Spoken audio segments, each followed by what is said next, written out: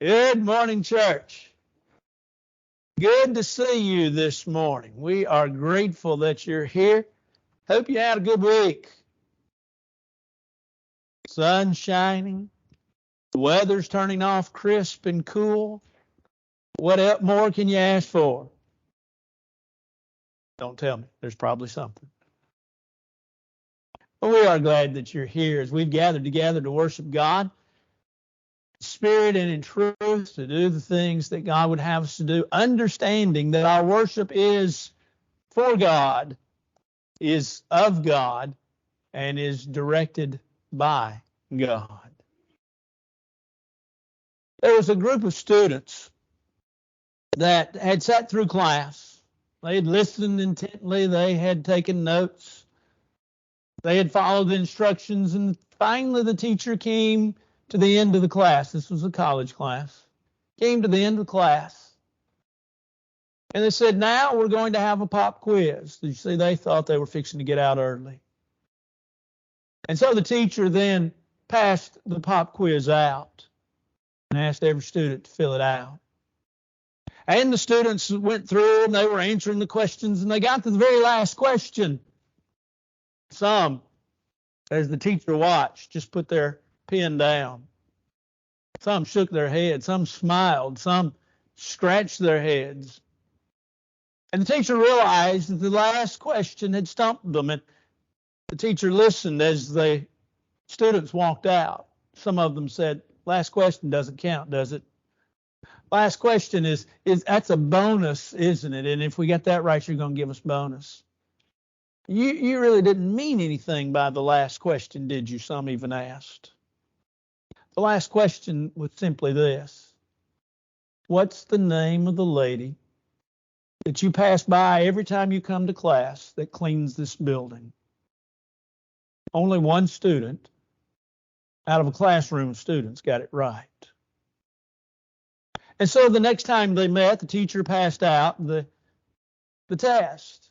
Oh, surely you're not going to count the last question, they said. And the teacher said, oh, yes. And then the teacher proceeded to explain to the students why it was important. As the teacher explained, they said, you're going to come across a lot of people in your lifetime.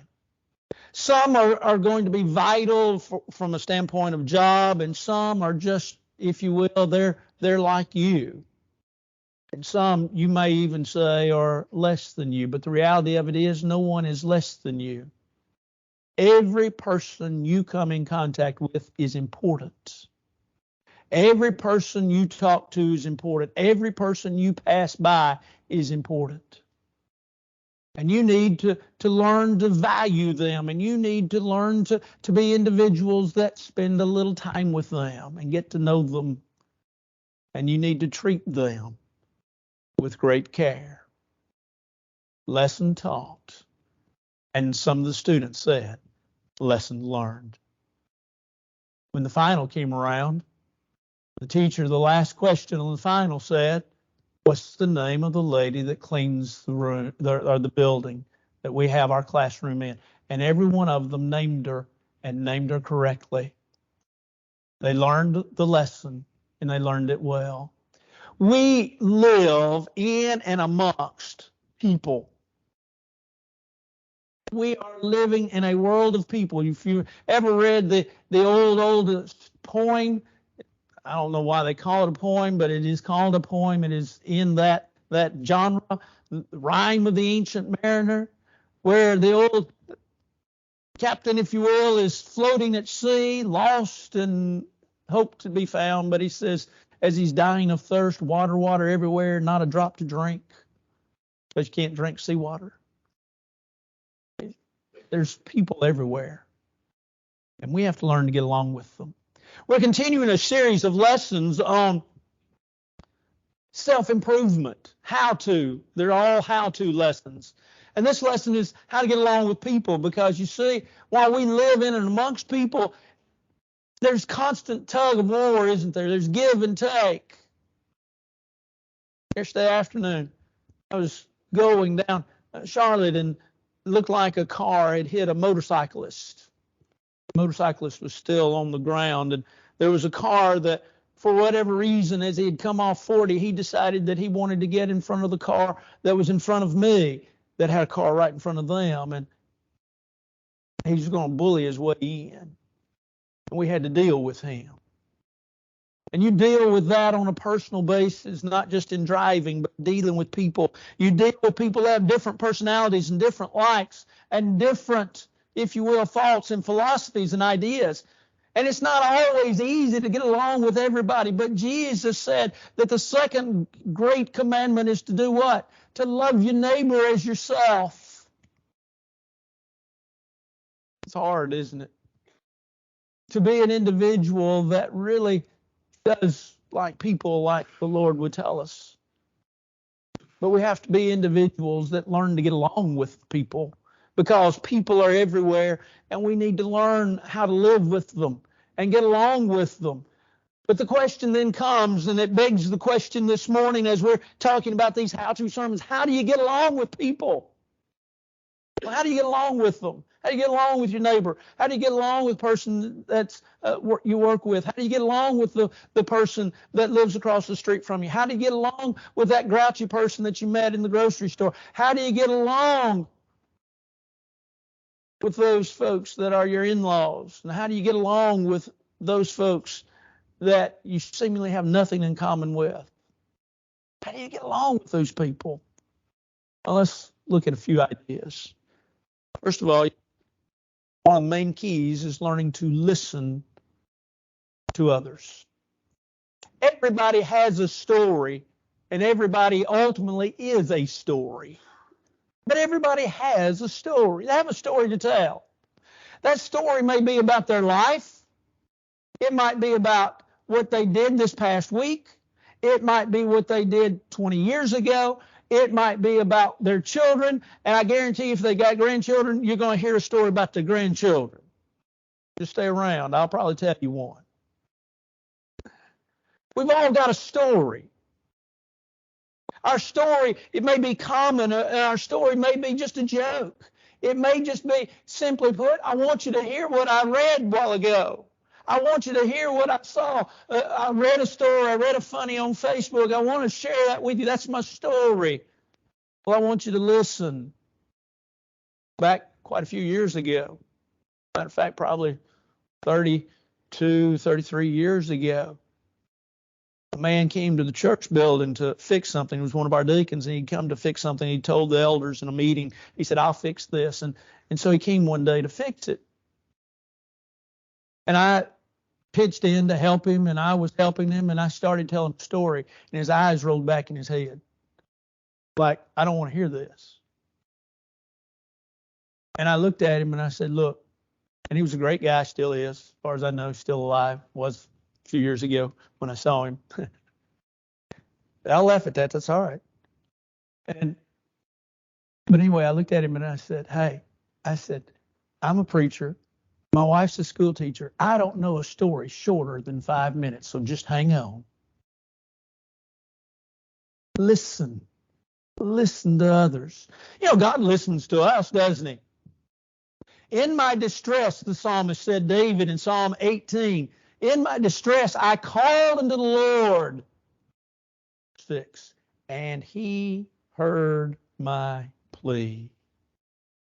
We like that idea, don't we? We call it prayer, but we like the idea of calling to God, and he will hear us. He will listen to us. He will hear what we have to say. Well, why don't we extend that same courtesy to others? Why don't we extend the same courtesy that we want from God? Why don't we extend it to others? Why don't we spend time listening to their story? But preacher, I've got other things to do. And preacher, I've heard that story before. And preacher, that story is dull. And preacher, I have no concern with regards to that story. That's not the question. The question is, how are you going to get along with people? Well, you got to learn to listen to their story. Whether it's something you've heard or not, whether it's something that you like or not, whether it's something that you agree with or not, listen to what they're saying and listen to what they're not saying. To listen is very difficult. To listen to someone is very difficult because as people talk, what are we doing? We're thinking. Matter of fact, it's said that we can speak about 100 words a minute, but our mind can process about 500 words a minute. So our mind is working faster than the lips of the person that's talking to you. Now that's a scary thought. I had one college professor that wasn't true of, but other than that, all the rest of them, it was true of. But when you think about what we do while they're talking, we're thinking. We're thinking about something that happened to us, just like what they're telling. We're thinking about what they should have said. We're thinking about what they didn't say. We're thinking about what that we wished we could be doing instead of listening to them. We are thinking about what we did yesterday or what we're fixing to do within the next hour. We're not listening to them. You see, to listen, it takes concentration and it takes focus. It takes looking at them in the eye and making a little eye contact every once in a while and making sure that they are there and you're there listening to them. It takes a little bit of thought process. But you see what we're doing? We're thinking. And then we sometimes interrupt. I won't tell you that I do this to my wife quite often, but I do. She likes to finish my story. I get about halfway through the paragraph. She finishes it for me. Nope. Let me tell it because you didn't get it right. Okay. Is she sweet enough? Okay. And she does. Don't mind read when we listen. Listen to what is being said. And then when they stop, tell your story. And if they're any type of person, they have to listen. To listen, we have to be individuals that are open to people. To listen, we have to be individuals that are willing to hear what is being said. And so we as individuals then must pay attention to what's being said. But we also must be people that are available, open to people. You see, sometimes we're so closed. And we live, and especially is this true in folks that live in the city, right? We're too busy for everybody, and we don't know anybody. I mean, you walk through the store, there's a tremendous difference. Admittedly, I lived in Dixon for 20 years. But walking through a store there, I would find one or two people that I knew, or somehow knew, or somehow had seen before. Walking through a store here, don't care when I go, where I go. I don't know anybody. Maybe it's the length of time. Maybe it's the fact that they haven't been out through all the pandemic. Who knows? We have to be available to people. And we have to take the opportunity then to not only just be available, but to be approachable. I want you to feel like you can talk to me. I want you to feel like you can come and talk to me about your greatest secrets or the funniest story that you've heard. I want you to feel like you can come share with me what happened to you in the past or what's happening to you in the present. I want you to feel like you can talk to me, and what is said, if it's said in confidence, will be kept in confidence. If it's something that I can share, if it's bulletin board material or something I can put in the bulletin or turn into a story that I can use in church, maybe change the names, then I can do that. But I want you to feel like I'm approachable, and then I want to pay attention to what you're saying. That's how we listen. Counsel. Solomon said in Proverbs chapter 20 and verse 7, Solomon makes the statement, says, counsel in the heart of man is like deep waters, but a man of great understanding brings it out. Hey, you want to get along with people? Listen to them. Ask questions. Participate in the conversation. Spend time with people. Next, overlook flaws. Now, I want you to catch something before we move forward. Overlook flaws is not the same as overlooking sin. Okay? As Christians, we then that are strong ought to bear the infirmities of the weak, and so that we're to do what? We understand that we're to be individuals that, according to Galatians 6 and verse 1, that if our brother is in a fault, those of us who are spiritual are to restore such a one in spirit of meekness. Consider yourself, lest you're also fall into the same temptation, the same problems.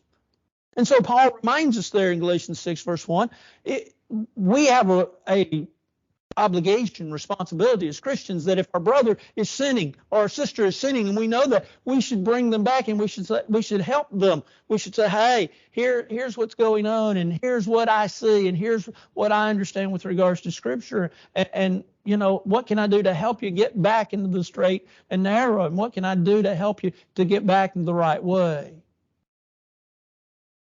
That's not what we're talking about. Do that. Why? Because that's what God expects of us. To do it with humility and meekness and do it with great love and compassion. But when I say, if we're going to get along with people who have to overlook their flaws, we have to understand that people have tendencies. People do things that get on our nerves.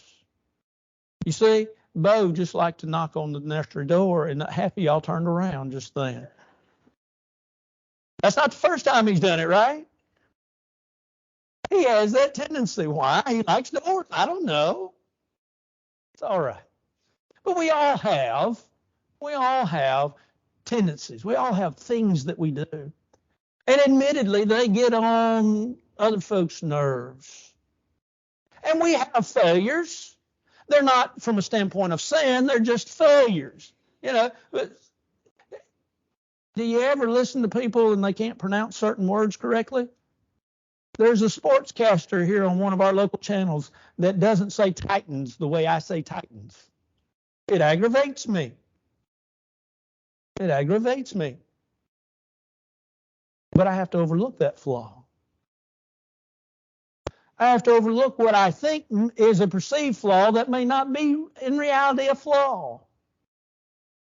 I have to be an individual that says, okay, I understand where you are and where you're coming from. I understand the difficulties. I understand those little things, but I'm willing to be a person that forgives and forgets. Isn't that the type of person that we're to be? When Paul would talk about putting off the old man in Colossians chapter 3, he would also talk about putting on the new man. And as he talks about putting on the new man, and he talks about putting on the things such as humbleness and meekness, he talks about verse 13, being forbearing and forgiving.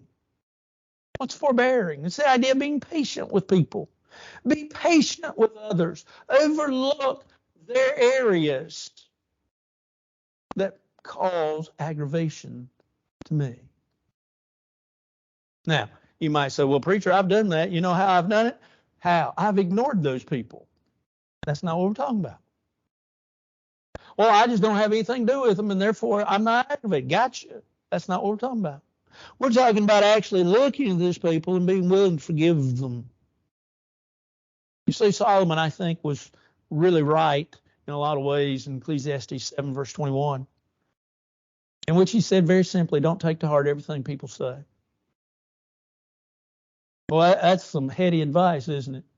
Because a lot of folks will say things maybe to get under our skin, say things to needle us. But may we remember that what Peter said with regards to God should also be said in many ways of us. That God is the God of all grace. And if God, that's 1 Peter 5, verse 10, if God is the God of all grace, then we too need to be people of all grace.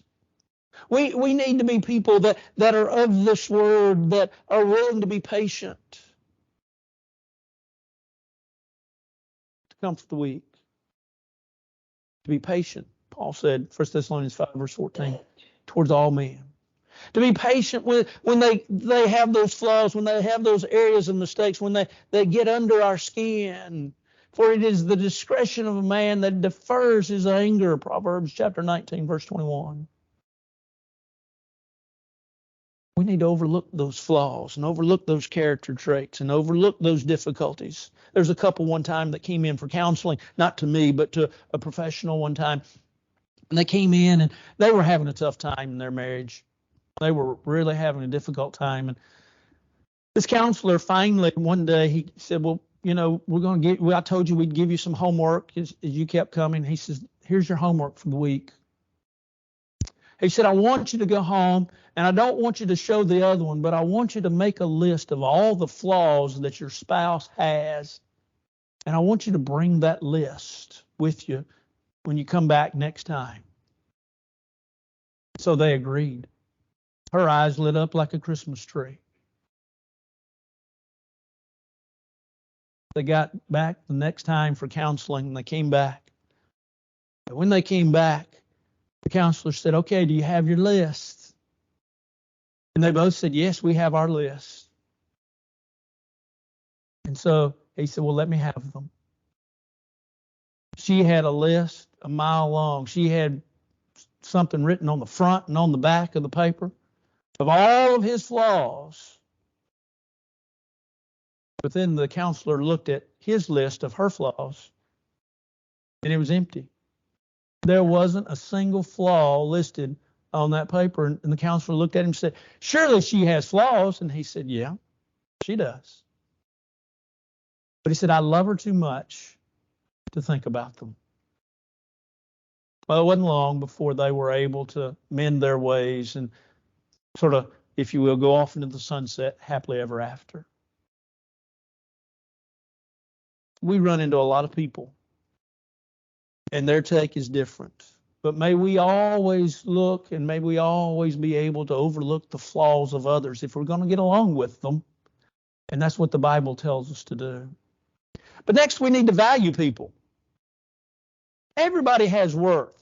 You and I, we all, every one of us have worth. Our value is great. Our value was great enough and important enough, just as George said as he was presiding over the Lord's Supper for us a while ago, that Jesus died for each one of us. It shows our value. It shows our worth. It shows how important we are. We all have value. We all have worth. When you think about it in the Bible, think about God loves us all, right? John 3:16, God so loved the world. Simple verse. We all know it. Learned it when we were children in Bible school. And that same teacher that made us learn that also explained to us that the world is everybody, right? That God loved the sinner. He loved the individual that couldn't stand him. The individual that said he didn't exist, the individual that despised him, the individual that profaned his name, the individual that had nothing and wanted to spend no time for and with God, the individual that would not approach his throne in prayer if he had to, the individual that went out and said that he loved the Lord yet used his name in profanity. The individual that went out and lived his life in righteous living, the individual that went out and lived a life that says that he was a child of God but did not act that way, those individuals God loved. You see, you might say, well, it was really easy for God to love those of us that were trying our best and yet fail. But that's not what that verse says. That verse says God so loved the world that he gave his only begotten Son. God loved us, where we were, how we were. And because of what he provided, we're now, of course, children of God, heirs, as we talked about Wednesday night in our Wednesday night Bible class, heirs of God, sons of God, blessed to be his children. God values us. Jesus was the same way here upon earth when he walked upon the earth. You see, Jesus could be moved by the plights of individuals, whether it was a widow or whether it was those that were hungry, or whether it was the woman with an issue of blood, or whether it was the lady of ill repute. Jesus valued people. He did not value from the standpoint of saying, oh, this one's more important than that one. He did not say, well, this one's greater because he has more money, or he has more stature, or he has more power, or because he has more age, or this one because he is not as good. Jesus touched all. And when you think about the 4 times in the Scripture that it mentions Jesus touching people, he touched people that were the most unlikely of people to touch. The blind, the individual, and leprosy. Why? Because he valued people. People were what was important to him, and people are to be important to us. Paul reminds us of this as he talks about the power of people and the fact that we need people. We might look in the Bible, and one of the things we don't understand when we look in the Bible is that Paul had Timothy circumcised, but Titus did not. And we might sit in Bible class and spend time thinking about why, because from the standpoint of the old law said you had to be circumcised, but the new law says, no, you don't have to be. It doesn't say anything about circumcision. Well, if you think about who Paul was sending these 2 individuals to minister to, and the impact that what they did would have upon those people, he valued those people's opinion. He didn't make it a test of faith or fellowship as some were. It was a matter of these folks would accept them because either they were or were not circumcised. Why? Because he valued those people. He valued their soul.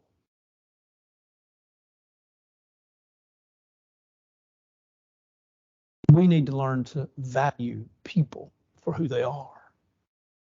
And for the fact that they, just like us, are a child of God. By virtue of creation, they are a child of God. They are headed home. Their eternity is just like ours, the possibility of one of 2 places. And while I know heaven will never be completely full, because Jesus said, straight and narrow is the way that leads to life, I want more to go.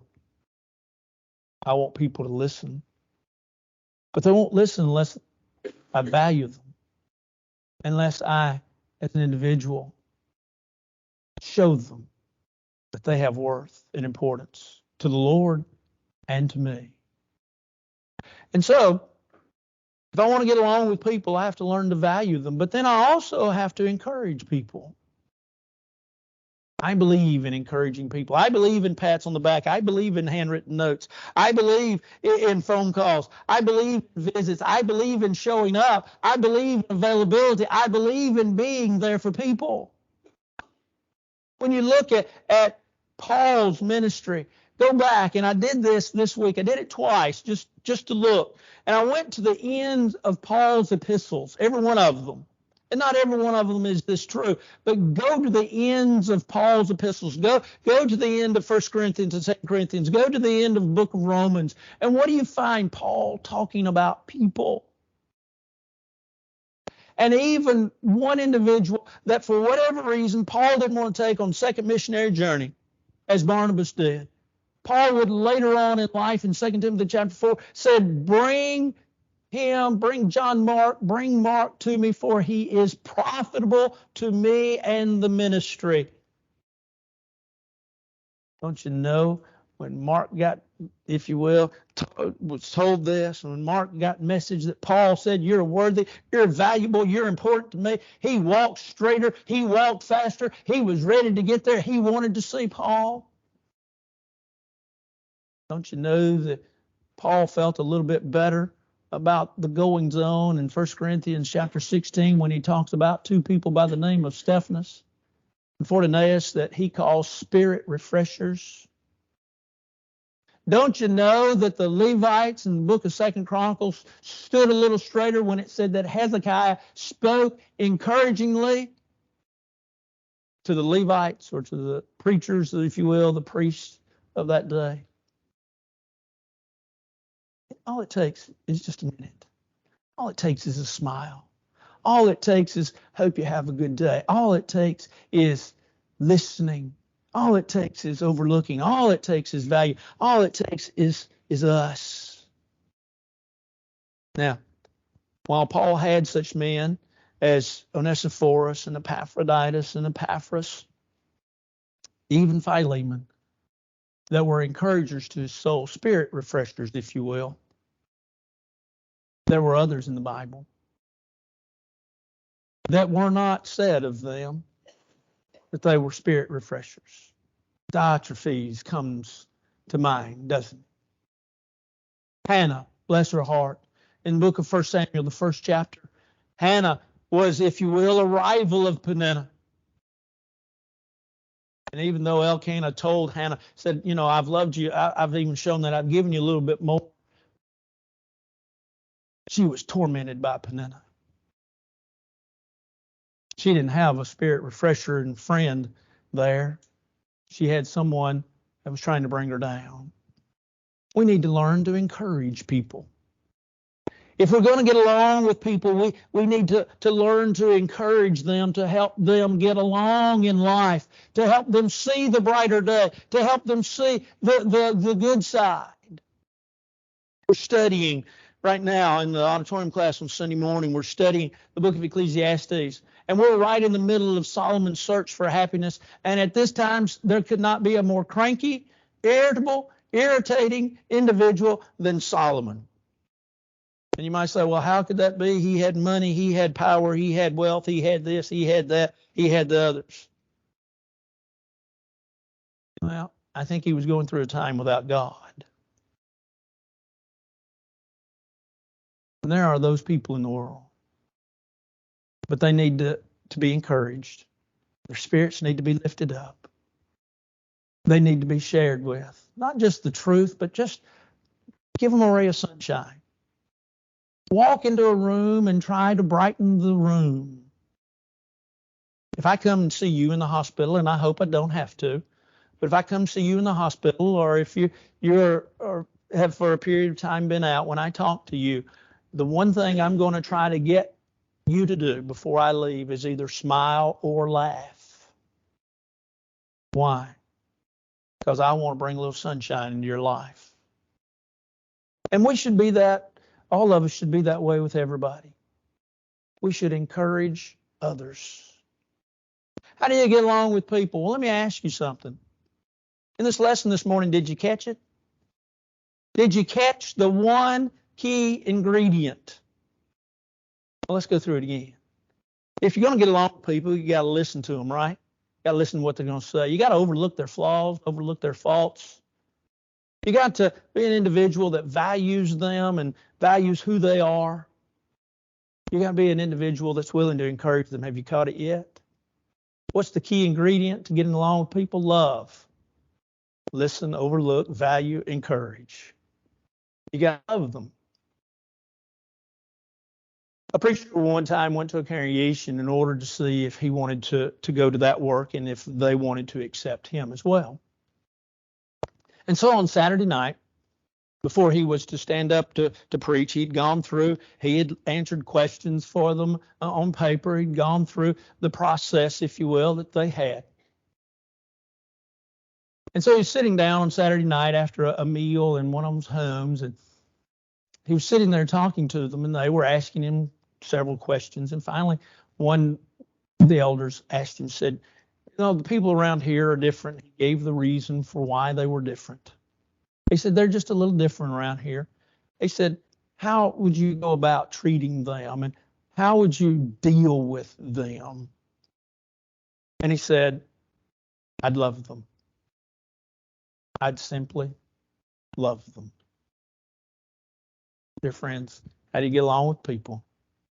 We love them. God loved us enough to send his son to die on the cross for us. And so this morning we ask you, are you a child of God? Are you a faithful child of God? God loves you enough that he wants you to become his child by being buried with him in baptism to rise up as a new creature, maybe as a child of God. You've fallen away. You need the prayers of the church, or maybe you just need the prayers of the church as you're going through a tough time. Let that be known. All together we stand and sing.